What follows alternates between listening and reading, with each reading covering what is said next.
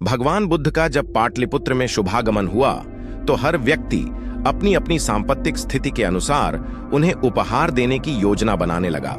राजा बिंबिसार ने भी कीमती हीरे, मोती और रत्न उन्हें पेश किए। बुद्धदेव ने सबको एक हाथ से सहर्ष स्वीकार किया। इसके बाद मंत्रियों, सेठों, साहूकारों ने अपने अपने उपहार उन्हें अर्पित किए और बुद्धदेव ने उन सबको एक हाथ से स्वीकार कर लिया। इतने में एक बुढ़िया लाठी टेकते वहां आई।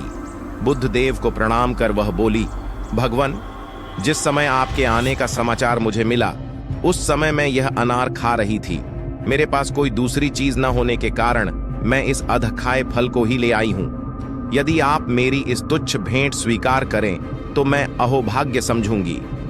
भगवान बुद्ध ने दोनों हाथ सामने कर वह फल ग्रहण किया। राजा बिंबिसार ने जब यह देखा तो उन्होंने बुद्धदेव से कहा, भगवान क्षमा करें, एक प्रश्न पूछना चाहता हूं। हम सबने आपको कीमती और बड्ढे बड्ढे उपहार दिए जिन्हें आपने एक हाथ से ग्रहण किया, लेकिन इस बुढ़िया द्वारा दिए गए छोटे एवं झूठे फल को आपने दोनों हाथों से ग्रहण किया, ऐसा क्यों? यह सुन बुद्धदेव मुस्कुराए और बोले, राजन, आप सबने अवश्य बहुमूल्य उपहार दिए हैं, किंतु यह सब आपकी संपत्ति का 10वां हिस्सा भी नहीं है। आपने यह दान दीनों और गरीबों की भलाई के लिए नहीं किया है, इसलिए आपका यह दान सात्विक दान की श्रेणी में नहीं आ सकता। इसके विपरीत इस बुढ़िया ने अपने मुंह का कौर ही मुझे दे डाला है। भले ही यह बुढ़िया निर्धन है, लेकिन इसे संपत्ति की कोई लालसा नहीं है। यही कारण है कि इसका दान मैंने खुले हृदय से दोनों हाथों से स्वीकार किया है। एक बार भगवान बुद्ध भिक्षा के लिए एक किसान के यहां पहुंचे। तथागत को भिक्षा के लिए आया देखकर किसान उपेक्षा से बोला, श्रमण, मैं हल जोतता हूं और तब खाता हूं। तुम्हें भी हल जोतना और बीज बोना चाहिए और तब खाना खाना चाहिए। बुद्ध ने कहा, महाराज, मैं भी खेती ही करता हूं। इस पर किसान को जिज्ञासा हुई और वह बोला, मैं न तो तुम्हारे पास हल देखता हूं, ना बैल और ना ही खेती का स्थल, तब आप कैसे कहते हैं कि आप भी खेती ही करते हो? आप कृपया अपनी खेती के संबंध में समझाइए। बुद्ध ने कहा, महाराज, मेरे पास श्रद्धा का बीज, तपस्या रूपी वर्षा और प्रजा रूपी जोत और हल है। पाप भीरुता का दंड है, विचार रूपी रस्सी है, स्मृति और जागरूकता रूपी हल की फाल और पेनी है।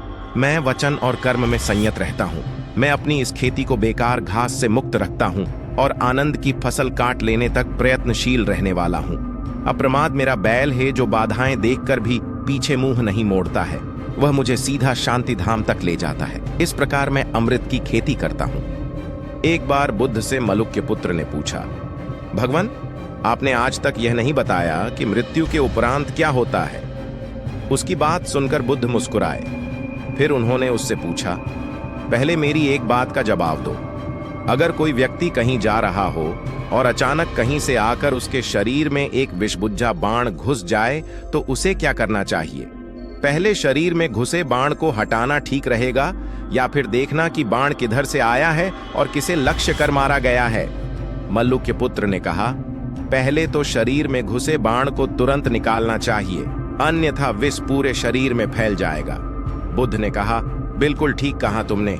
अब यह बताओ कि पहले इस जीवन के दुखों के निवारण का उपाय किया जाए या मृत्यु की बाद की बातों के बारे में सोचा जाए? मलुक्य पुत्र अब समझ चुका था और उसकी जिज्ञासा शांत हो गई। बुद्ध ने कहा, सबका हित करो। एक दिन एक व्यक्ति बुद्ध के पास पहुंचा।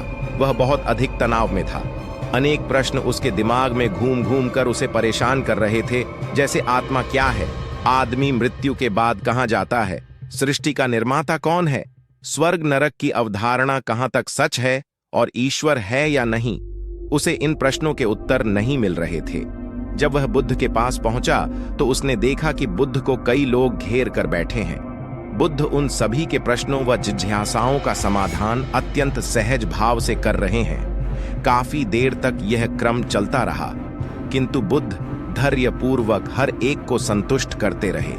बेचारा व्यक्ति वहां का हाल देखकर परेशान हो गया। उसने सोचा कि इन्हें दुनियादारी के मामलों में पड़ने से क्या लाभ, अपना भगवत भजन करें और बुनियादी समस्याओं से ग्रस्त इन लोगों को भगाएं।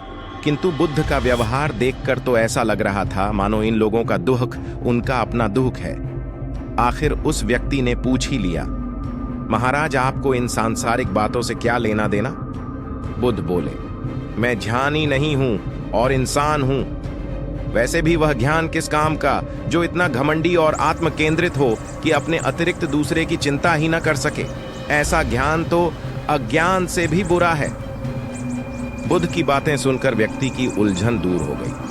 उस दिन से उसकी सोच व आचरण दोनों बदल गए। कथा का सार यह है कि ज्ञान तभी सार्थक होता है जब वह लोक कल्याण में संलग्न हो।